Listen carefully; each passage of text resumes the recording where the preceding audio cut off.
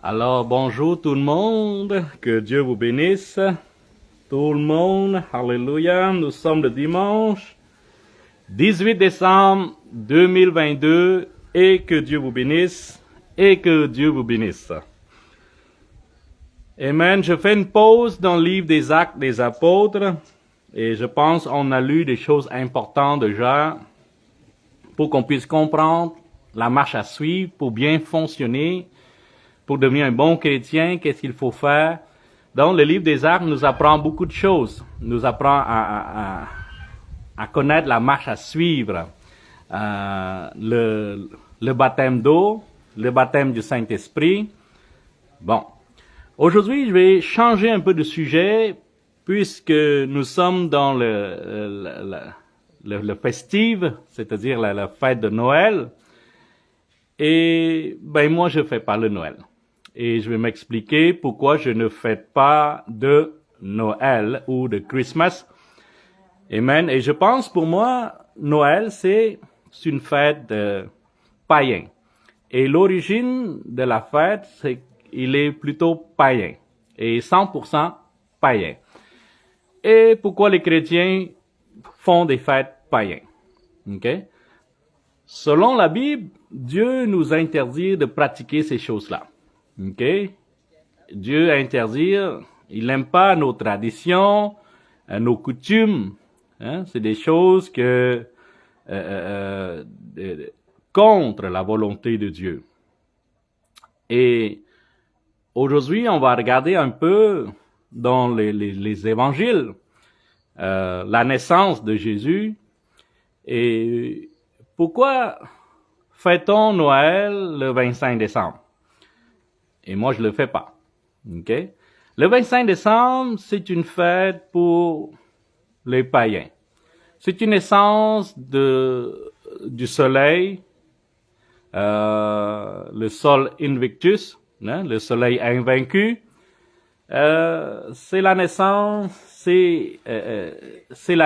du nouvel soleil.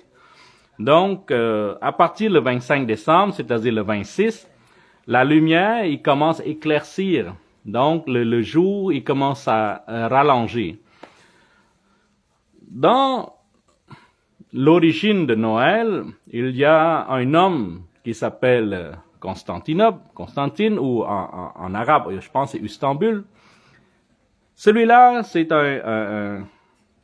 il travaille pour Rome, donc il est l'empereur romain, qui est un chef guerrier, si on peut dire ça comme ça.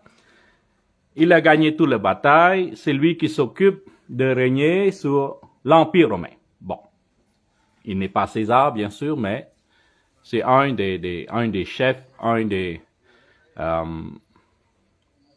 homme qui a le pouvoir pour régner sur le territoire conquéri par César, par Rome. Okay? Il y a à un moment donné une réunion, je pense que c'est en l'an 325 ou 326, dans ce coin-là, dans la ville de Nicée, je pense. Ils se réunissent pour parler, hein, parce que l'Empire romain s'occupe plusieurs pays. Pour ne pas avoir de disputes entre les pays et pour raccourcir les fêtes et aussi pour faciliter à contrôler la population, donc Constantinople, il a décidé de choisir une date qui est pour tous, pour tout le monde, c'est-à-dire le 25 décembre.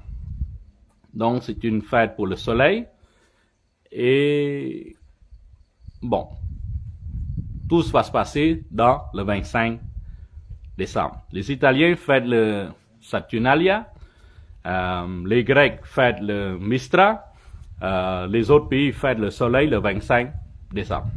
Donc, pourquoi pas les chrétiens? Bon. Donc, depuis ce temps-là, ils ont petit à petit, on appelle ça de fil en aiguille, en français, je pense, ça se dit ça. Et de fil en aiguille, il commence à se développer cette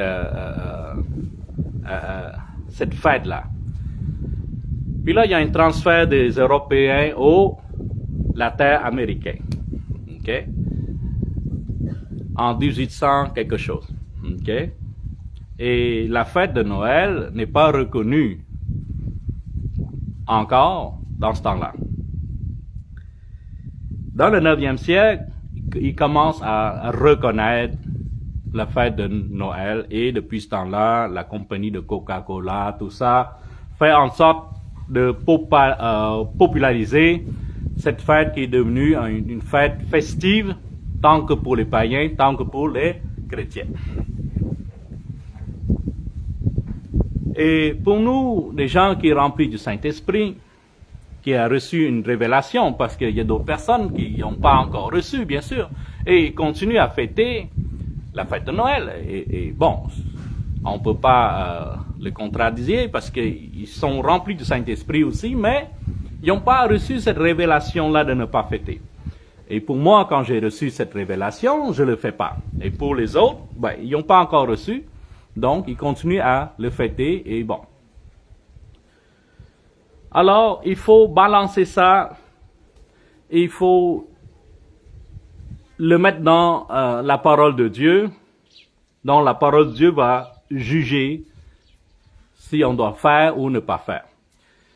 Pour d'autres, il dit que c'est une occasion spéciale pour amener des païens, des non-croyants, à rentrer dans une église et entendre la parole de Dieu. C'est une bonne excuse, c'est une bonne chose, ok. D'autres personnes disent, c'est une tradition pour nous, nous faisons le Noël, c'est pour rappeler la naissance de Jésus. Bon, ok. Maintenant, plusieurs personnes ont reconnu que le 25 décembre n'est pas la naissance de Jésus-Christ. Et ils commencent à recevoir des révélations pour dire que le Noël, c'est une fête pour une commémoration ou c'est un rappel de la naissance de Jésus. Donc, Jésus n'est pas né le 25 décembre. OK? Donc, il reconnaît au moins la date, que ce n'est pas la naissance de Jésus-Christ. Donc, Jésus est né quand? Il y en a des gens qui croient que Jésus-Christ est né septembre, octobre. Et moi, je crois qu'il est né au mois d'avril. OK? Il y a certaines années que c'est la fin de mars, début avril. Donc, c'est dans ce coin-là. OK? C'est dans le mois de Nissan. Nissan, c'est le premier mois pour les Hébreux. OK? Donc, pour le calendrier hébraïque, c'est le mois de Nissan. Donc, c'est alentour 13-15 avril. Bon, selon parce que nous fonctionnons pas de la même façon. Donc c'est alentour la fin de mars au début avril, selon des années. OK? La Bible nous a jamais parlé de Noël ou de Christmas. C'est marqué nulle part, ce n'est pas mentionné, ce n'est pas inscrit ce n'est pas biblique. Donc, c'est pas biblique. OK? Donc, le premier berger ne fête pas Noël, les apôtres ne fêtent pas Noël, Jésus-Christ lui-même ne fait pas Noël, les gens par après ne fêtent pas Noël. OK? Donc, le mot Noël, il vient d'où? Donc, selon les traditions, ça vient de Nicolas, ça vient de ci, ça vient de ça, Saint Nicolas qui vivait dans une richesse d'abondance, il faisait du bien aux autres, donnait des cadeaux par-ci, donnait des cadeaux par-là, donc, à un moment donné, on le célèbre, on le loue comme un genre un bon samaritain, quoi, un genre, une personne qui fait du bien à la population. Bon, ça c'est un des traditions qui mènent à la fête de Noël. Et il y a d'autres traditions au niveau européen. C'est une tradition qui n'est pas catholique, disons-le, qui ne vient pas de Jésus-Christ, c'est tout païen.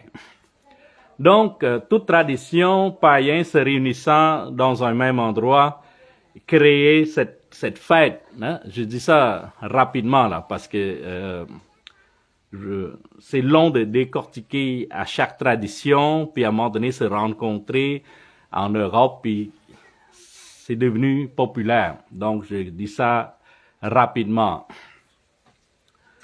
La fête de Noël, c'est une fête païenne.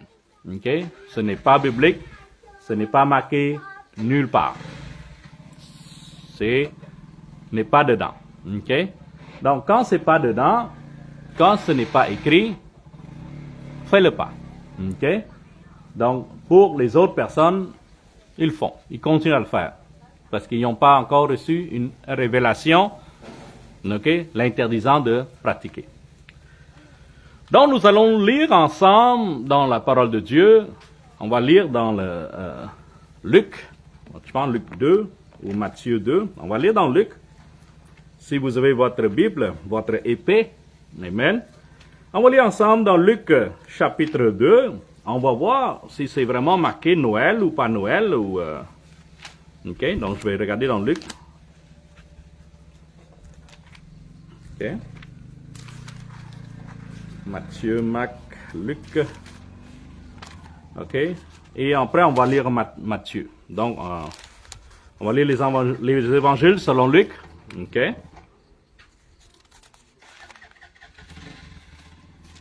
Ok, la naissance de Jésus-Christ, Luc chapitre 2. On va lire ensemble, puis on va voir si c'est marqué Noël ou Christmas quelque part là-dedans.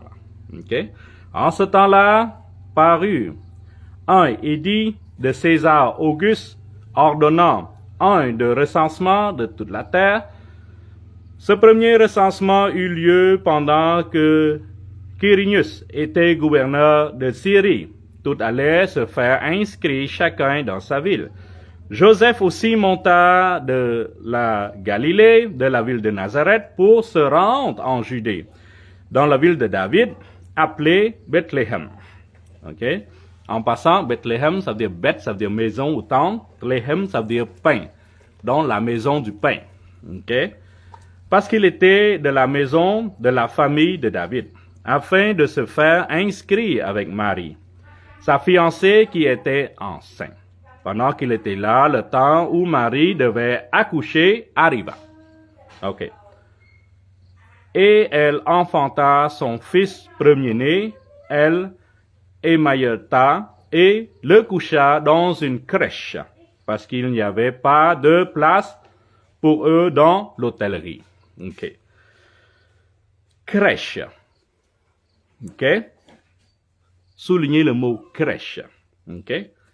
C'est pas à cause que l'enfant, que bébé Jésus est dans une crèche qui est fortement dans une, comment on dit, dans une ferme. Ok? Qu'est-ce qui est sûr, c'est pas dans une hôtellerie, parce que c'est plein. Ok? Le recensement ne peut pas faire en mois de décembre. C'est trop froid, c'est trop glissant. Ok? On continue. 8. Donc, qu'est-ce qui est différencié l'enfant Jésus et les autres enfants nés en même temps? C'est crèche. Donc, le mot crèche, c'est un symbole qui va différencier les autres bébés. Ok?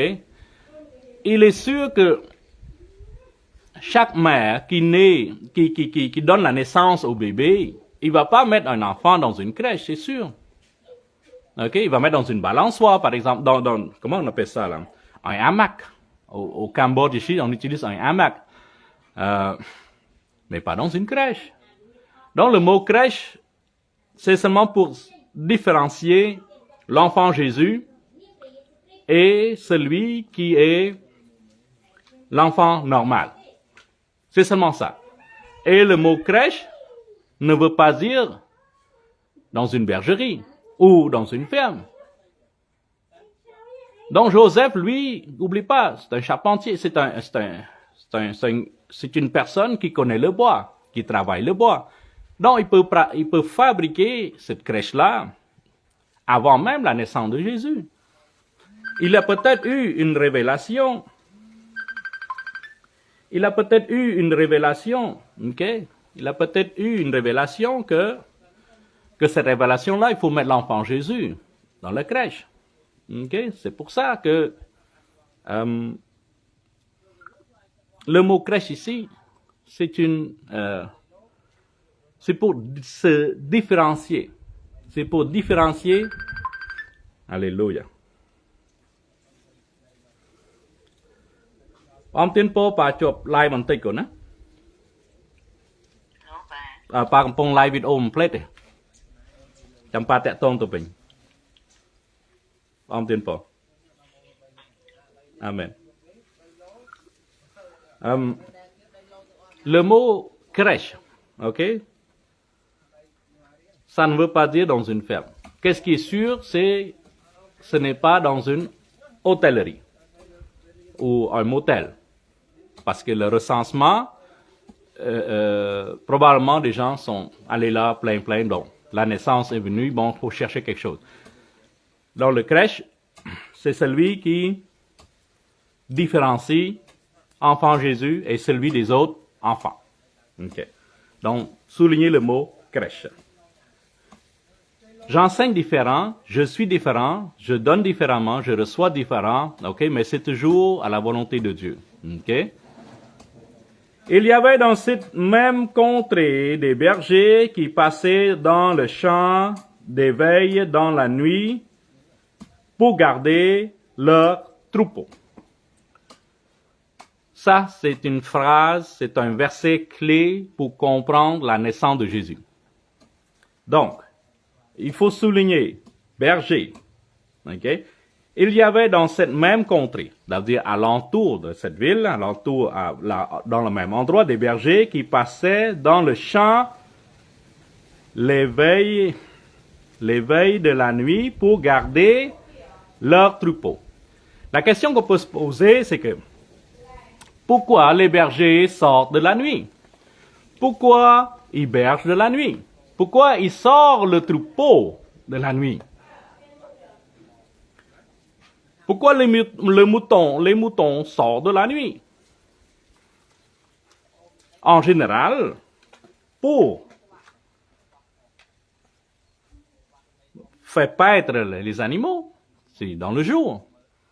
Donc, le verset clé ici, c'est la nuit. Donc, pourquoi les bergers sortent la nuit? Et garder les troupeaux. Pourquoi les troupeaux ne sont pas dans les bergeries? Pourquoi les troupeaux ne sont pas restés en dedans? Pourquoi les troupeaux sortent de son bergerie de la nuit?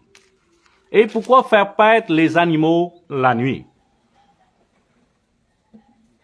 La réponse, c'est que la nuit, cette nuit-là, c'est une nuit de naissance. C'est une nuit de naissance pour les brebis. Et il est la même nuit. C'est la même nuit que Jésus-Christ est né. Et Jésus-Christ, il est le brebis. Il est l'agneau qui vient sauver le monde. Donc, il faut comprendre que c'est la même naissance. Ok?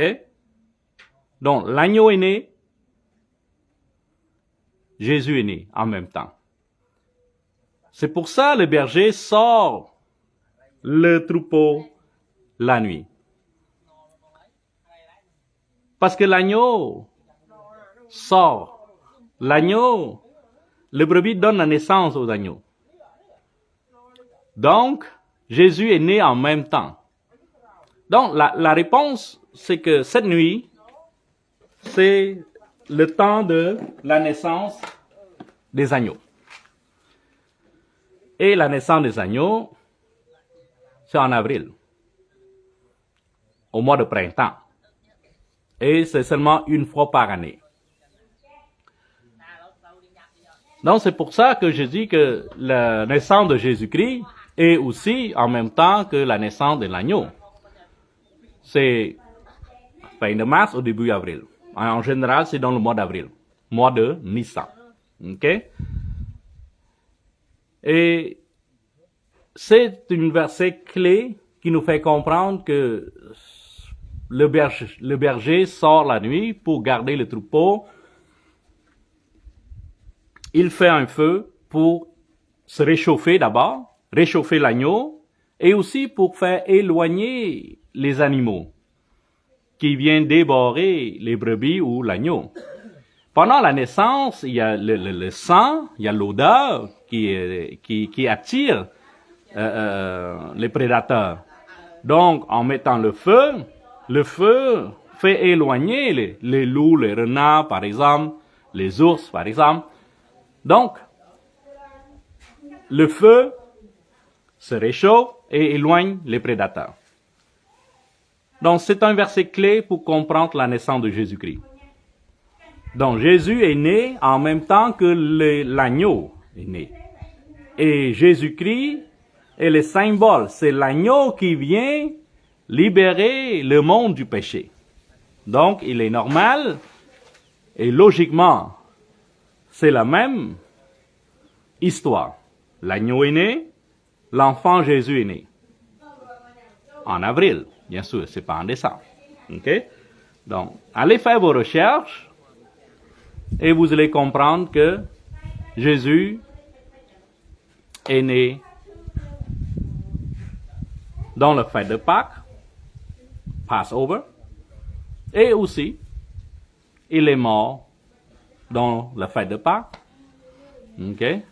Donc, le Passover. Donc, ce n'est pas... la date, c'est très important. Ce n'est pas un hasard. OK? Ce n'est pas un hasard. OK? Qu'il est né en même temps que l'agneau. Parce que c'est l'agneau, c'est lui-même l'agneau qui vient retirer le péché du monde. Je vais continuer un petit peu. Tiens, 8. Luc 2, chapitre 2, verset 8. Il y avait dans cette même contrée des bergers qui passaient dans les champs l'éveil de la nuit pour garder leur troupeau. Et voici un ange du Seigneur leur apparut, et la gloire du Seigneur resplendit autour d'eux.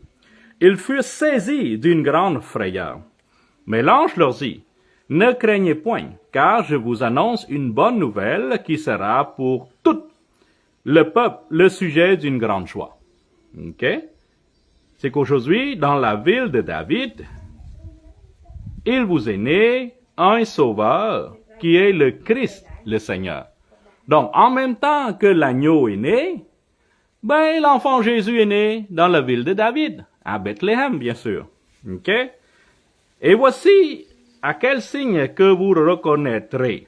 Donc, vous reconnaîtrez par le mot clé, c'est crèche. OK? Crèche. Et voici quel signe vous le reconnaîtrez. Vous trouverez un enfant émailloté et couché dans une crèche.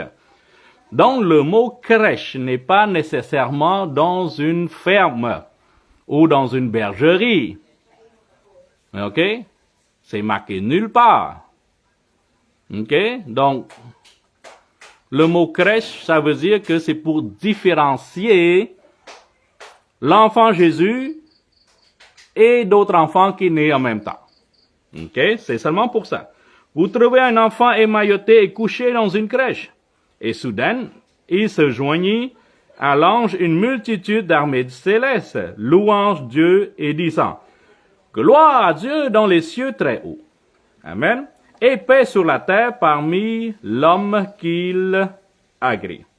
Lorsque les anges les eurent quittés pour retourner au ciel, les bergers se disent les uns aux autres, « Allons jusqu'à Bethléem et voyons ce qui est arrivé, ce que le Seigneur nous a fait reconnaître. »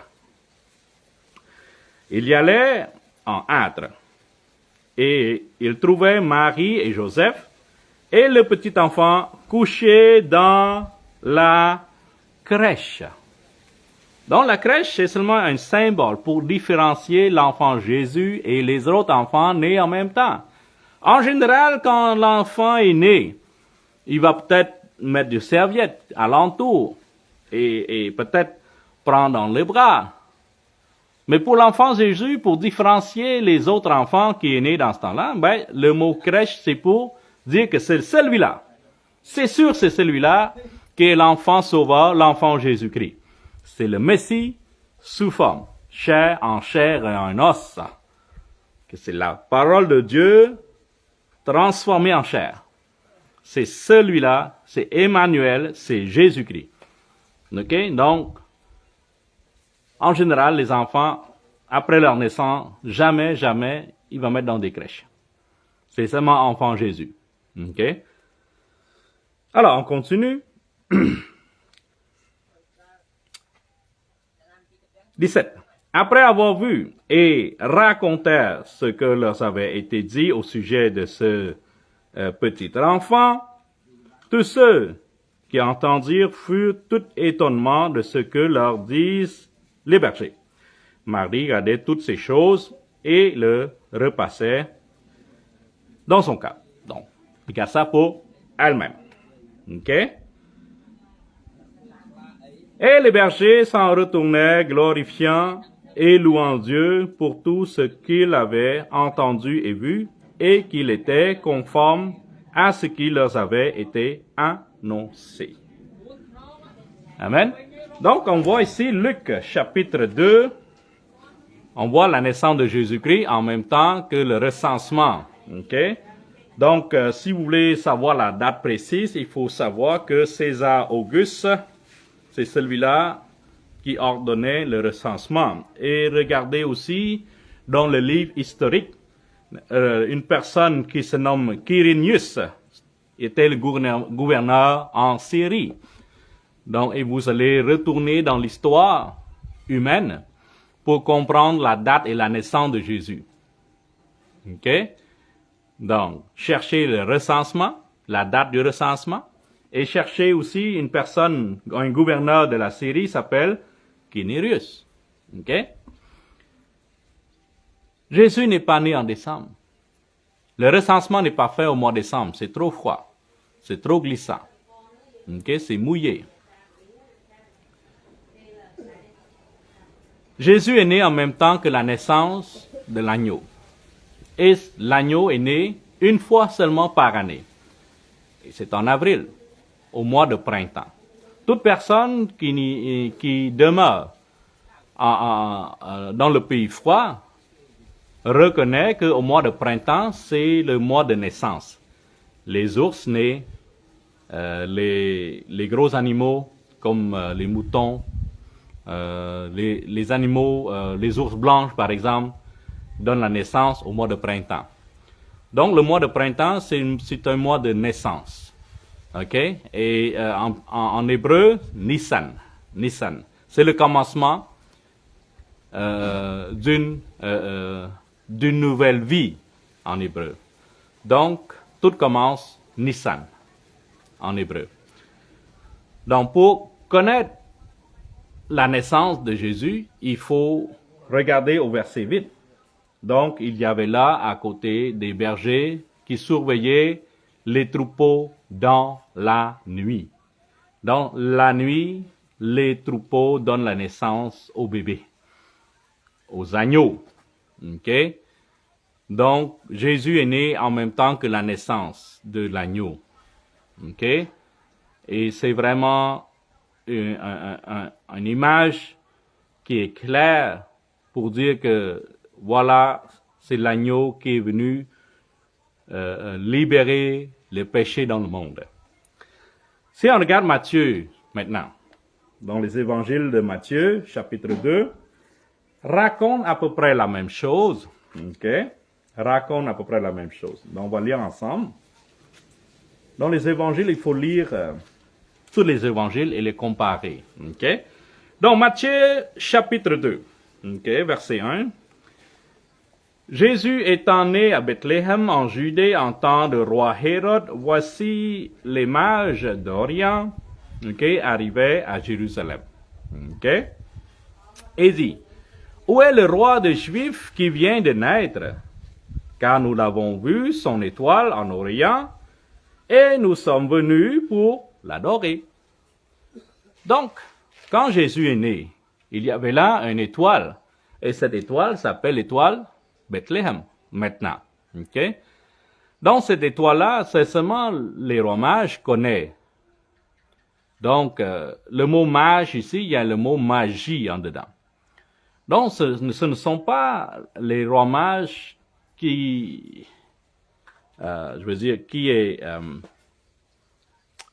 qui croient en Jésus-Christ, qui croient mais ce sont des gens, ce sont des astrologues. Donc, ils regardent les étoiles. Donc, cette connaissance-là ne plaît pas à Dieu, mais bon, il reconnaît quelque chose, ça veut dire il y a un roi qui est né parce que son étoile est dans le ciel. L'étoile de Bethléem apparaît à chaque 6000 ans. Je pense au temps d'Abraham, la même étoile est apparue dans le ciel aussi. Okay? 6000 ans après, donc il y a 6000 ans, il y avait 6000 ans, cette étoile-là apparue dans le ciel du temps Abraham. 6000 ans après, cette même étoile, c'est l'étoile de Bethléem, qui est apparue en haut sur la ville de David. Okay? Donc, il n'est pas sur le toit. Il est dans le ciel. Okay? Où est le roi des Juifs qui vient de naître? Car nous avons vu l'étoile en Orient. Okay? Donc, les rois mages viennent de loin là. Dans ce temps-là, il n'y a pas d'auto, il n'y a pas d'avion. Okay? Donc, ils marchent à pied, sur l'âne ou chameau. Et en calculant s'ils marchent tous les jours, une journée, ils peuvent faire 15 à 20 kilomètres par jour, sans arrêt, bien sûr. Et il faut compter le jour du Shabbat. Vendredi soir ou samedi soir. C'est une journée de repos. Donc, depuis l'Orient, marcher ou en chameau ou en âne, c'est loin. Ça va prendre peut-être un an et demi, 6 mois, je ne sais pas, mais ce n'est pas direct. Ça n'arrive pas comme ça. Ça va prendre un peu de temps, 6 mois à 1 an, pour arriver à Hérode. OK? Donc, les rois mages ont vu quelque chose dans le ciel, c'est l'étoile qui va donner naissance à un roi. OK. Donc, le roi mage est venu pour rencontrer le nouveau roi. Et bien sûr, le roi Hérode va pas aimer ça. OK? Donc, le roi Hérode, ayant appris cela, fut troublé et toute Jérusalem avec lui.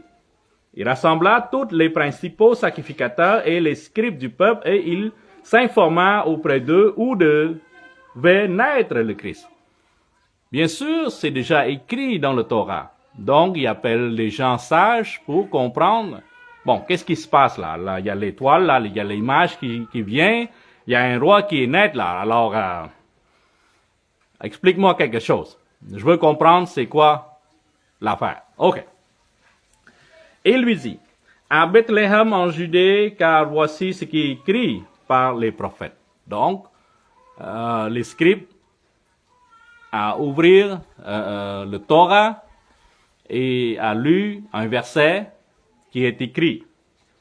Et toi, Bethléem, terre de Juda, tu n'es certes pas la moindre entre les principales villes de Juda, car de toi sortira un chef qui paîtra Israël, mon peuple.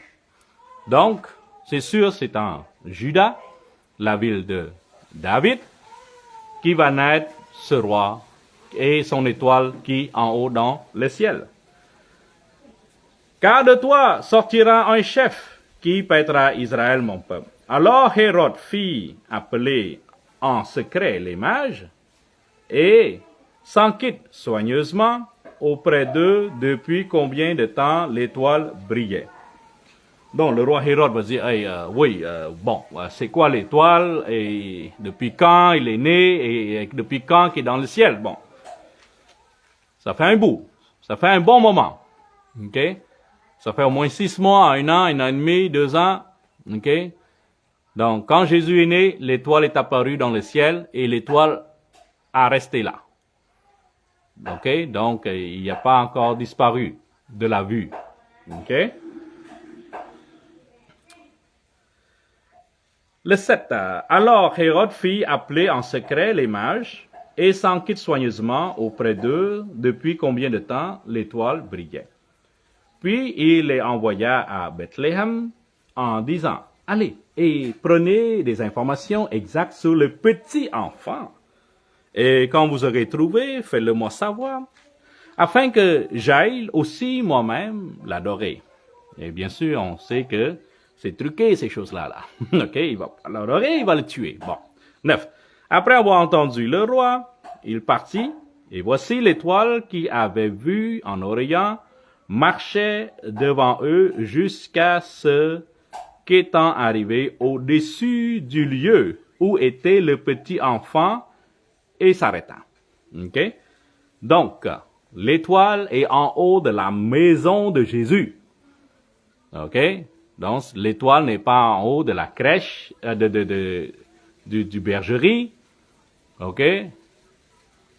Donc, c'est en haut de la maison du petit enfant.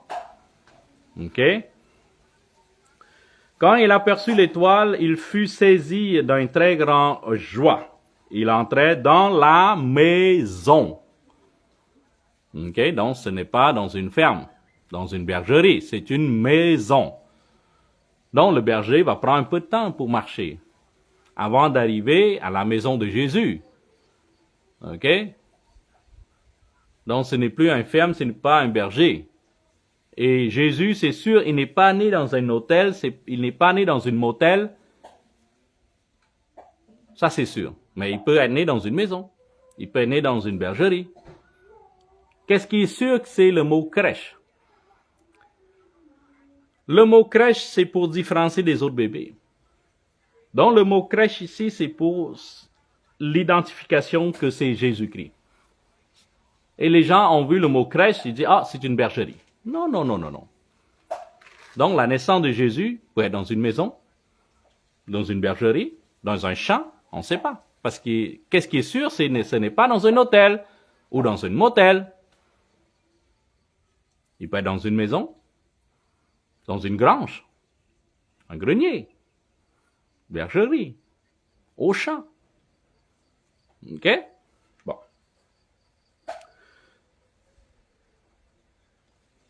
On continue.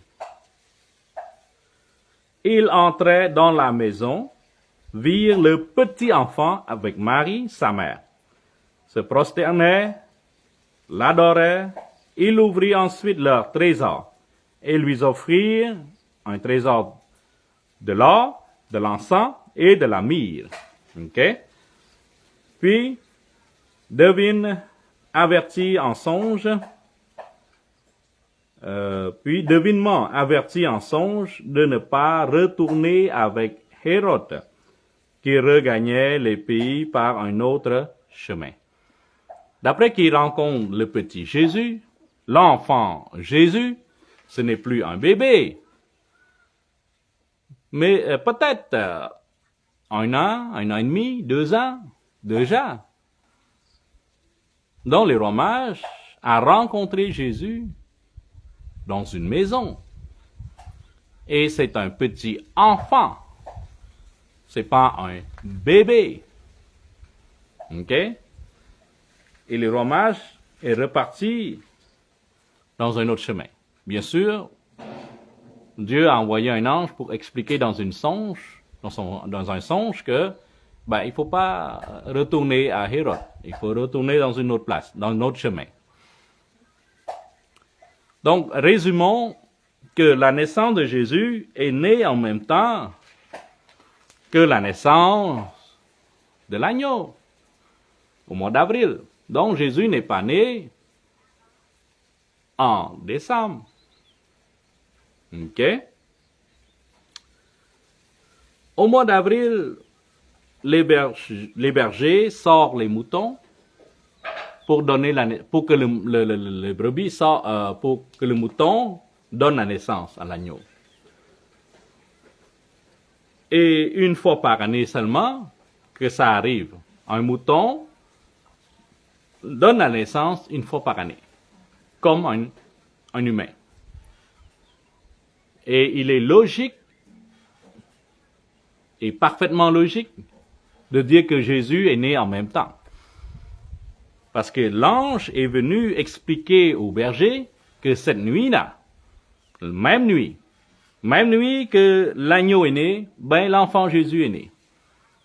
Et on a vu dans l'Écriture que Jean le Baptiste, il a dit, regarde, c'est l'agneau qui vient ôter le monde des péchés. Il vient sauver le monde en ôtant le péché. Donc, Jésus est né, selon moi, en avril. La même naissance que l'agneau. Amen. Et le mot Christmas, le mot Noël, ce n'est pas biblique. Ok?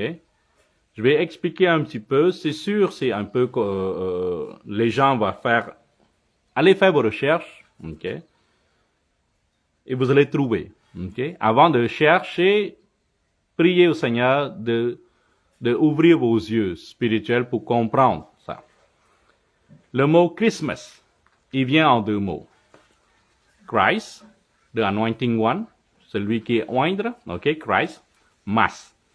Mass, ça ne veut pas dire messe, ça ne veut pas dire messenger, envoyé, mais ça veut dire mort, ok? Donc, quand vous souhaitez Merry Christmas, vous souhaitez la mort de Jésus-Christ, ou la mort de celui qui est oindre, ok? Donc, c'est pour ça que je ne fête pas Christmas. Noël, la même chose, quand vous dites joyeux Noël, il n'y a rien de glorifiant à notre Seigneur Jésus-Christ. Donc Noël, c'est un nom propre, c'est un nom de personne. Donc quand vous dites joyeux Noël, ben, ça glorifie pas notre Seigneur Jésus-Christ. Donc vous souhaitez joyeux Noël. Ben, quand vous souhaitez joyeux Noël, cette souhait qui est sortie de votre bouche ne glorifie pas notre Seigneur Jésus-Christ. Ou si vous direz en anglais, in English, Happy Merry Christmas. Le mot happy, heureux. Christmas, heureux. Celui qui est mort. Celui qui est oint mais est mort. Donc, vous souhaitez la mort de celui qui est oindre. Et c'est pour ça que je vous souhaite pas un joyeux Noël ou je vous souhaite pas un Merry Christmas. Le symbole de Noël, c'est tout païen. Parlons du sapin de Noël. Premièrement, est-ce qu'il y a du sapin à Jérusalem, Bethléem?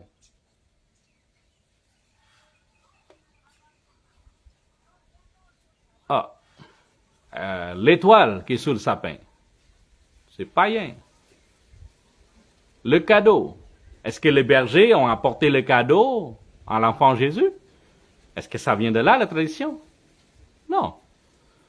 Le premier berger ne fête pas Noël. Les apôtres ne fêtent pas Noël. Joseph et Marie ne fêtent pas Noël. Jésus lui-même ne fait pas Noël. Tous les symboles utilisés dans la fête de Noël sont tous païens. En tant que croyant, marchant dans le Saint-Esprit, marchant dans le spirituel, je ne fête pas Noël, je ne fête pas Christmas. Parce que cette fête-là ne glorifie pas mon Seigneur Jésus-Christ. Point final.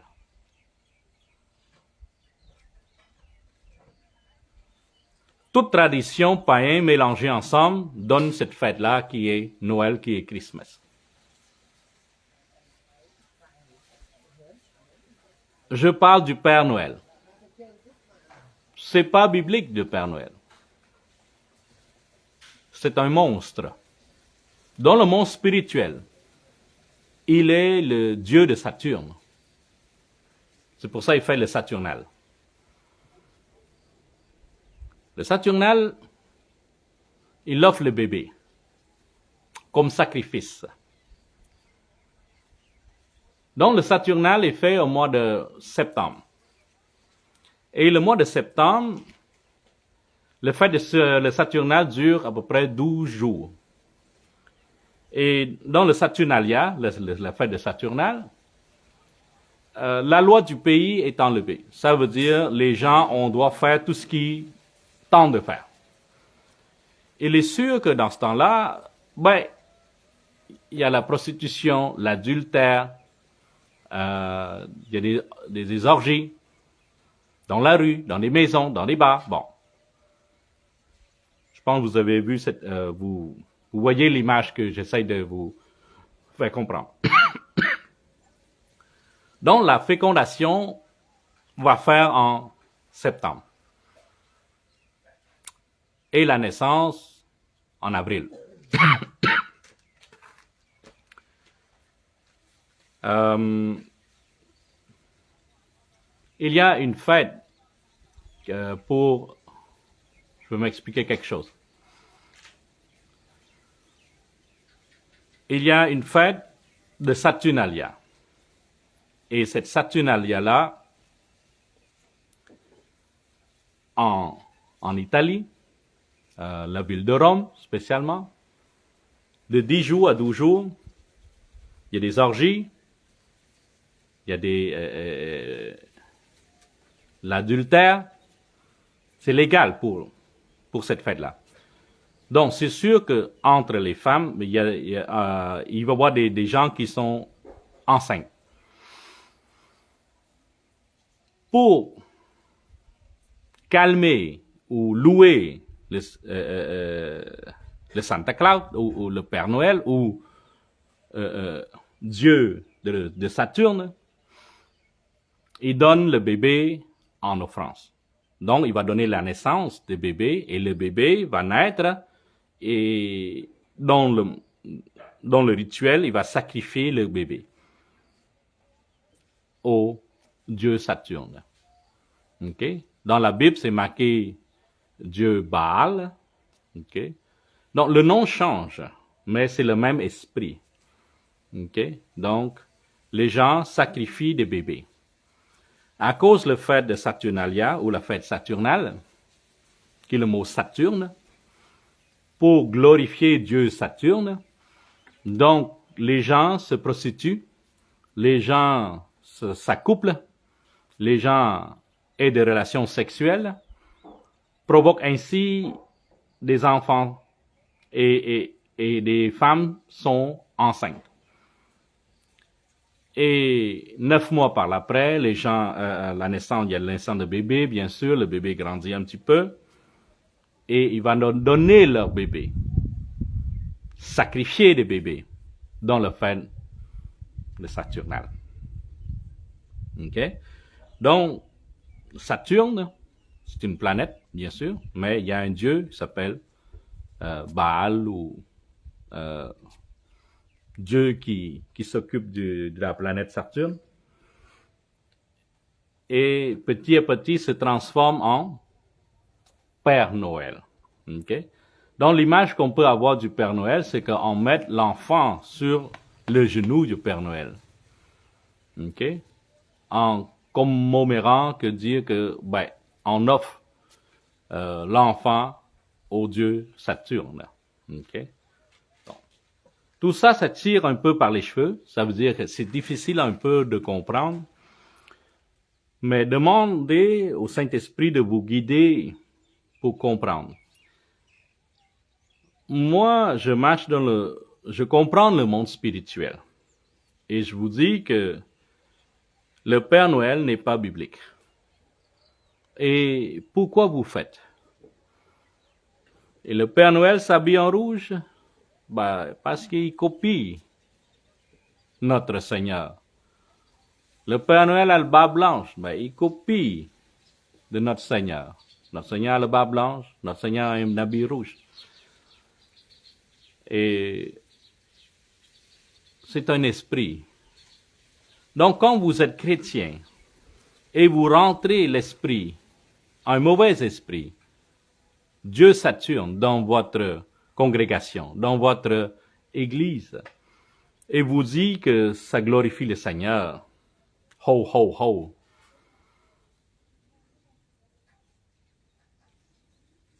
C'est très grave.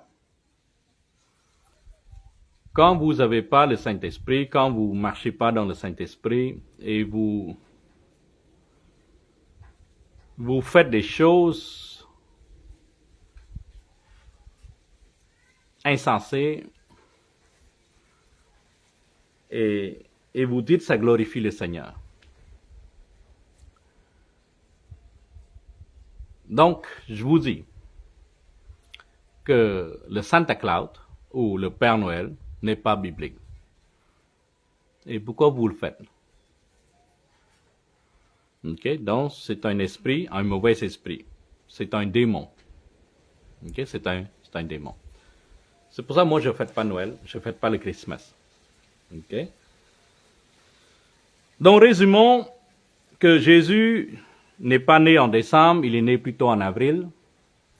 Et toute décoration, toute signification de Noël ou Christmas, ça ne glorifie pas notre Seigneur Jésus-Christ. Donc, moi, je ne fête pas Noël.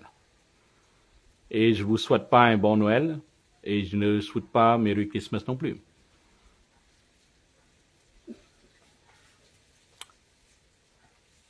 Alors, je vous dis, Holy Spirit Generation, la génération du Saint-Esprit, que Dieu vous bénisse abondamment. Au nom de Jésus-Christ, Amen, Amen, Amen. Que Dieu bénisse tout le monde. N'oubliez pas de prier pour votre père spirituel. N'oubliez pas de prier pour votre prophète. Et priez pour que cette nouvelle soit le plus répandue possible. Et soyez bénis. À la prochaine. Bye bye.